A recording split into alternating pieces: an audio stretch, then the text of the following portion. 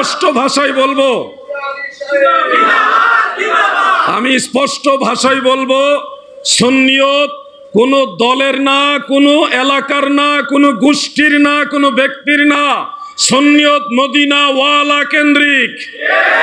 অতএব আল্লাহর হাবিবের সাহাবীদের বিরুদ্ধে হোক তিনি আহলে বাইতে রাসূলের সদস্য, হোক আসহাবু রাসূলিল্লাহর সদস্য, যে কোনো সাহাবীকে কেউ যদি গালাগালি করে, নিন্দাচার করে, আমি স্পষ্ট ভাষায় বলবো, বন্যা প্লাবন মহাপ্লাবন নয়, কোন সাইক্লোন নয়, দুর্বার গতিতে আন্দোলন করে সেই শিয়া খারিজিদের যে আস্তানা ভেঙ্গে চুরমার করে দেওয়া হবে।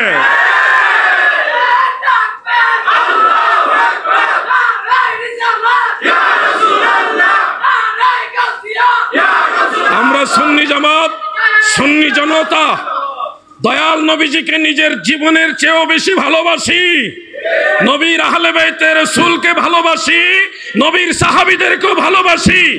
যারা নবীর বিরুদ্ধে কথা বলেছে তাদের প্রতিবাদ এই সুন্নিরা করে, যারা নবীর আহলে বাইতের বিরুদ্ধে কথা বলে তাদের প্রতিবাদ ওই সুন্নিরাই করে, যারা নবীর সাহাবীদের বিরুদ্ধে কথা বলে তাদের প্রতিবাদ ওই সুন্নিরাই করবে। এখানে চুল পরিমাণ সার দেওয়া হবে। বিড়ালের মতো বাঁচতে চাই না, শিয়ালের মতো বাঁচতে চাই না।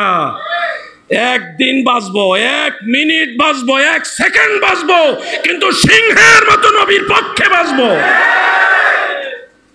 হযরত উসমান রাদিয়াল্লাহু আনহুকে 40 দিন ঘরে আটকে রাখলেন, গৃহবন্দী। উনার ঘরে উনাকে বন্দী করা হয়েছে, উনার ঘরে উনাকে বন্দী করা হয়েছে। উনি কে? আল্লাহর রসুলের মেয়ের জামাই, রাহমাতুল্লিল আলামিনের মেয়ের জামাই, শেরে খোদা হযরত আলী, তিনি যেমন নবীজির মেয়ের জামাই, হযরত উসমান তিনিও নবীজির মেয়ের জামাই।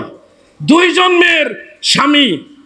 মেয়ের স্বামী ছিলেন হযরত উসমান রাদিয়াল্লাহু আনহু, যিনাকে যুন্নুরাইন বলা হয়, যুন্নুরাইন বলা হয়, 2 নূরের অধিকারী। 40 দিন ঘরের মধ্যে আটকে রাখলেন। একে একে বৃহস্পতিবার আসলো, 39তম দিন, সারাদিন রোজা রেখেছেন। বৃহস্পতিবার চলে কততম দিন?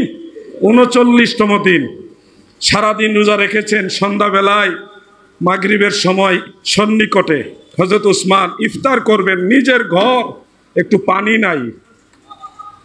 উসমানের ঘরে হযরত উসমান, যিনি মদিনা মুনাওয়ারায় বীরে রুমা, একটা কুয়া নিজের অর্থায়নে মুমিন মুসলমানদের জন্য এটা তৈরি করে, নিজের অর্থায়নে সবার জন্য ফ্রি, বিনা মূল্যে, বিনা টাকায়, বিনা পয়সায় মানুষকে পানি পান করাইবার ঘোষণা দিলেন। আল্লাহ রসুল সেদিন বলেছিলেন, উসমান, এই বীরে রুমা, এই কুয়ার উসিলায় জান্নাত তুমি কিনে নিলে। সেই উসমানের ঘরে আজকে পানি নাই। কিসের জন্য? ইফতার করবে। সারাদিন রোজা রেখেছে, ইফতার করার পানি নেই হযরত উসমানের ঘরে। যে উসমান সমস্ত মুসলমানদের জন্য বিনা মূল্যে পানি পান করার জন্য কুয়া ক্রয় করে দিয়েছিলেন। সন্ধ্যাবেলায় হযরত উসমান রাদিয়াল্লাহু তাআলা আনহুর স্ত্রী, অন্য একজন স্ত্রী, তিনি বললেন যে ওই যারা বন্দি করে রেখেছেন যে হযরত উসমান ইফতার করবে, তোমরা সামান্য একটু পানি দাও। তারা পানি তো দেয়নি, হযরত উসমানকে ব্যঙ্গ করা শুরু করলেন, তিরস্কার করা শুরু করলেন। ওই দিন তিনি পানি ছাড়াই, সারাদিন রোজা রাখার পরে পানি ছাড়াই রোজা ভাঙলেন। আস্তে আস্তে সারা রাত গেল, সুবহে সাদেকের সময়ের কাছাকাছি চলে আসলো। উসমান রাদিয়াল্লাহু আনহুর একজন স্ত্রী ওই সময় বললেন যে, স্বামী, আপনি কি সাহারি খাবেন না? উসমান তিনিও জানে ঘরে কিছু নাই, ওনার স্ত্রীও জানে ঘরে কিছু নাই। স্ত্রী জিজ্ঞাসা করছে, স্বামী সাহারি খাবেন না রোজা রাখার জন্যে? উসমান রাদিয়াল্লাহু আনহু তিনি এই কথা শোনার পরে বিস্মিত হয়ে তাকিয়ে রইলেন। স্ত্রী বলতেছে, স্বামী চিন্তিত হবেন না, আমি আমার প্রতিবেশীর কাছ থেকে লুকিয়ে লুকিয়ে সামান্য পানি সংগ্রহ করেছি, আজকে আপনি পানি পান করে তারপরে আগামীকাল রোজা রাখবেন। স্ত্রী হিসেবে কত কৌশলে স্বামীর জন্য খেদমত আঞ্জাম দিয়েছেন। প্রতিবেশী এক ঘর থেকে সামান্য একটু পানি আনছেন চাইয়া যে আমার স্বামী রোজা রাখবে। ওসমান ডাক দিয়ে বলে, বিবি গো,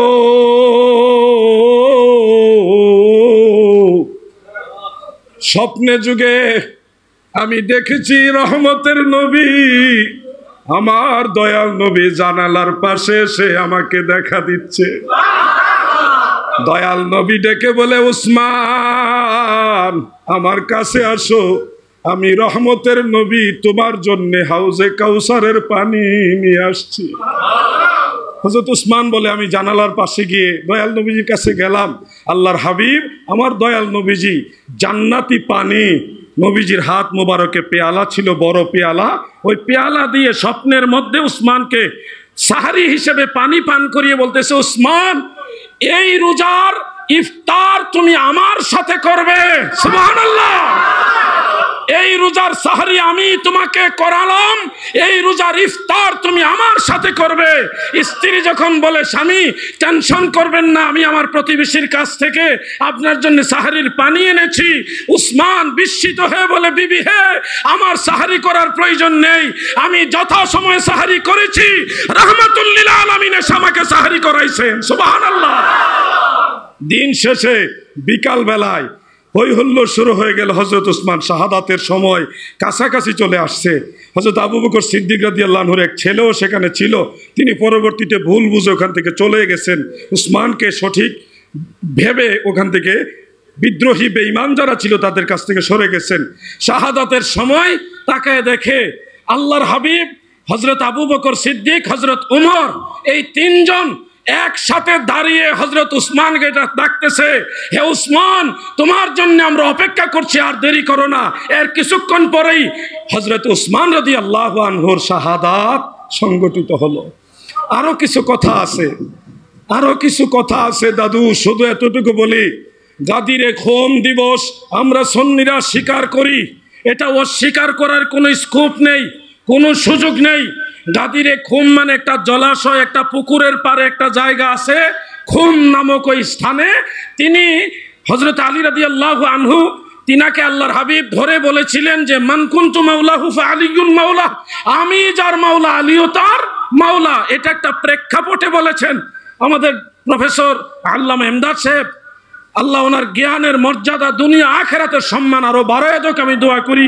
খুব সুন্দরভাবে উনি আলোচনাটা করেছেন যে হযরতে আলী রাদিয়াল্লাহু আনহুর বিরুদ্ধেও কিছু লোক ছিল ওই সময়, ওনার সমালোচনা করতেছে বিভিন্ন বিষয়ে। ওই সমালোচকদের জবাব দেওয়ার জন্য মাওলায়ে কায়নাত শেরে খুদা হযরত আলীর যে মাহাত্ম্য মর্যাদা, এটা সবার সামনে পরিস্ফুটিত করার জন্য আল্লাহর হাবিব বলেছে, তোমরা যারা আলীর সমালোচনা করো শুনে রাখো, আমি যার মাওলা আলীও তার মাওলা, আমি যার বন্ধু আলীও তার বন্ধু, আমি যার অভিভাবক আলীও তার অভিভাবক। এটা একটা প্রেক্ষাপট। ওই প্রেক্ষাপটকে তারা কাজে লাগাইছে কেমনে জানেন? আল্লাহর রাসূল হযরত আলীকে খেলাফত দিয়ে গেছিলেন, আবু বকর, ওমর, ওসমান তারা গাদ্দারি করে, নাউযুবিল্লাহ এই ধরনের শব্দ উচ্চারণ করা যাবে না। তারপর আপনাদের বোঝানোর জন্য বলছি যে তিন খলিফা হযরত আলীর সাথে বেঈমানি করে তিনারা আগে খেলাফত নিয়ে গেছেন, নাউযুবিল্লাহ মিন যালিক। এই জন্য এদের সমালোচনা, এদের যে চক্রান্ত, এগুলো থেকে সচেতন থাকবেন। যুবক ভাইরা, ও ভাই, তোমাকে জিজ্ঞাসা করো তো যে আল্লাহর হাবিবের সাহাবীদের সমালোচনা করার মতো কোনো যোগ্যতা আমাদের আসেনি? আল্লাহর রাসূল বলেছে, আমার সাহাবীরা আকাশের তারার মতো। আমার সাহাবীরা তারা ইসলামের জন্য এত খেদমত করেছে। বুখারীতে একটা রিওয়ায়াত উল্লেখ যে তোমাদেরকে যদি উহুদ পাহাড়ের সমান স্বর্ণ দেওয়া হয়, উহুদ পাহাড় মানে 7 কিলোমিটার লম্বা একটা বিশাল পাহাড়, নবীজি বলেন এই উহুদের পাহাড়ের সমান যদি তোমাদেরকে স্বর্ণ দেওয়া হয়, আর সমস্ত স্বর্ণ যদি তোমরা ইসলামের পথে দান করে দাও, তারপরে আমার একজন আদনা সাহাবীর সমান হতে পারবে, এক মোদেরও সমান হবে না সাহাবাই কারামের দানের। এই জন্য বলছি কোন সাহাবীর সমালোচনা করবেন না। অমুক হুজুর বলেছে, অমুক হুজুর দলিল না। কোন হুজুর কত বড় হুজুর এটা আপনারা না জানলে আমরা তো কিছু জানি। এটা অহংকারের জন্য বলছি না, সিনিয়র পুরাতন আলেম হিসেবে আমরা তাজিম করি ওনাদেরকে, কিন্তু আল্লাহর রসুলের সাহাবীদের চাইতে ওনাদেরকে বেশি মানতে পারা যাবে না। নবীর সাহাবীদের চাইতে ওই হুজুর বড় না। ওই হুজুরের ভুল হইতেই পারে, কিন্তু রাসূলের সাহাবীদের ভুল ধরার অনুমতি নাই। অমুক হুজুর, আসসালামু আলাইকুম হুজুর, আপনি ভালো আছেন? আলহামদুলিল্লাহ, আপনাকে সম্মান করি। কিন্তু মদিনাওয়ালার সম্মানের বিরুদ্ধে কথা বলছেন, রাসূলের সাহাবীদের বিরুদ্ধে কথা বলছেন। Don't lie, get out.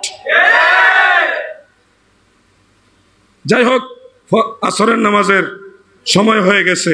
আমি আপনাদের কাছে দোয়া চাই, ঐক্যবদ্ধ থাকবেন। পীর সাহেব যদি আহলে বাইতে রাসূলকে ভালোবাসে, সাহাবীদেরকে ভালোবাসে, ওই পীরের পায়ে চুমা খান, কোনো অসুবিধা নাই। আর পীরালি দাবি করে যদি আহলে বাইতে রাসূলের দোহাই দিয়ে কোনো না কোনো ভাবে সাহাবীদের বিরুদ্ধে আচরণ করে, এই শিয়া ওই শিয়া, এক শিয়া ওই, এটা এক জাত ওই, এইটাই এইটা। এরা শুরু করবে আমিরে মুয়াবিয়া রাদিয়াল্লাহু আনহুকে গালাগালি করে, শুরু করে আমিরে মুয়াবিয়া রাদিয়াল্লাহু আনহুকে গালাগালি করে। এখানে যদি কিছুটা সাকসেসফুল হয়, এরপরে আম্মাজান আয়েশাকে নিয়ে গালাগালি করে। ওখানে যদি সাকসেসফুল হয়, আবু বকর সিদ্দিক, হযরত ওমর নিয়ে গালাগালি করে। ওখানে যদি একটু সাকসেসফুল হয়, তখন বলে যে আসলে আবু বকর খলিফা ছিল না, খলিফা ছিল হযরত আলী, হযরত আলীকে খলিফা বানায়। এখানে সাকসেসফুল হইলে বলে মুহাম্মদ সাল্লাল্লাহু আলাইহি সাল্লামের কাছে জিবরিল ওহী নিয়ে আসেনি, তো আসছিল হযরত আলীর কাছে, জিবরিলে ভুল করে হযরত মুহাম্মদ সাল্লাল্লাহু আলাইহি সাল্লামের কাছে নিয়ে গেছে। এখানে একটু সাকসেসফুল হইলেই কয় কোরআনে যে দেখছেন না, এই কোরআনে অনেক সূরা, অনেক আয়াত বাদ করে দিছে সাহাবীরা। মানে নবীজিকে প্রশ্নবিদ্ধ করার পরেই সাকসেসফুল হলে তারা কোরআনের উপর হাত দেয় যে কোরআনেও বহু সূরা বাদ দেওয়া হয়েছে, বহু আয়াত বাদ দেওয়া হয়েছে। আমি যুবকদের কাছে জানতে চাই, আল্লাহর কোরআনের হেফাজতকারী কে? আরে চিৎকার মেরে বলো কে? আল্লাহর পাওয়ার কি এখন আছে না নাই? তাহলে আল্লাহ কোরআনের হেফাজতকারী, আর তারা কয় সাহাবীরা বলে কোরআন বাদ দিয়ে লাইছে। নাউযুবিল্লাহি মিন যালিক। এখানে যদি সাকসেসফুল হইতে পারে কোরআনকে প্রশ্নবিদ্ধ করার ক্ষেত্রে, তখন বলে আলী আল্লাহ, আল্লাহ ওই আলী। কিছুদিন আগে এক জাহেলের বক্তব্য শুনলাম, সে বলতেছে যে মেরাজের রাত্রে আল্লাহ রসুল সাল্লাল্লাহু আলাইহি সাল্লামের সাথে আল্লাহ হযরত আলীর কণ্ঠে কথা কইছে। মানে কই গেছে চিন্তা করছেন? আল্লাহ বলে হযরত আলী রাদিয়াল্লাহু আনহুর কণ্ঠে কথা বলছে। রেফারেন্স আবার দিচ্ছে এই মুসনাদ আবি আলা শরীফের। তা আমি আবার এই রেফারেন্সটা খুঁজলাম, কিতাব খুঁজলাম, একটা মাকতাবা না, অনেকগুলি মাকতাবা দেখলাম, অনেকগুলি নুসখা দেখলাম, কোনো নুসখায় কোনো ছাপায় এই কথা পাই না। শিয়ারা মিথ্যাবাদী, এরা সময়ে হাদিসের দলিল দেবে, তাদের বিরুদ্ধে গেলে হাদিস তারা মানবে না। তারা সময়ে কোরআনের আয়াত দলিল দেবে, তাদের বিরুদ্ধে গেলে বলবে এটা উসমানী কোরআন। এই জন্য এরা বেঈমান, কোনো সন্দেহ নাই। সে যাই হোক শিয়া আকীদার যারা, তারা বেঈমান, বেঈমান, বেঈমান।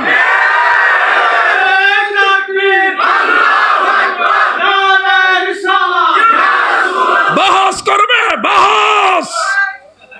বাংলার বুকে কোন বাপের বেটা থাকলে হুঙ্কার দিয়েছ, আলাউদ্দিন জাহাদের বাড়ি ব্রাহ্মণবাড়িয়া, শরীরের ভিতরে যেটা আছে বড়টাই কলিজা আছে, বাহাস করবে।